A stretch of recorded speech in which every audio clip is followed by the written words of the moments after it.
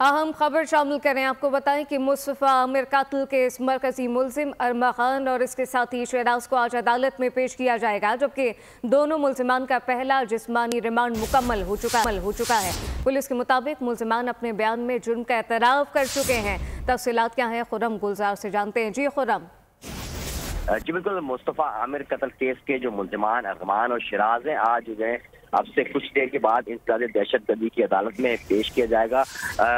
तफ्तीशी हुक्काम का बताना है कि जो मुलजिमान है उनका पहला जिस्मानी रिमांड वो मुकम्मल हुआ है, जिसके बाद अब उन्हें पेश किया जाएगा। ताहम तहकीकाती टीम की जानिब से ये बताया जा रहा है कि मजीद रिमांड जो है वो उनका हासिल करने की कोशिश की जाएगी, ताकि जो आला कत्ल समेत दीगर चीज़ें हैं वो भी बरामद की जाएं और मजीद मुलजिमान से इंकशाफात भी मुतवक्को है। तमाम मुलजिमान को इंतजारी दहशतगर्दी की अदालत नंबर 3 में जो है वो लाया जाएगा। जी, मजीद रिमांड हासिल करने की कोशिश की जाएगी। खुर्रम गुलजार अपडेट कर रहे थे, आपका शुक्रिया।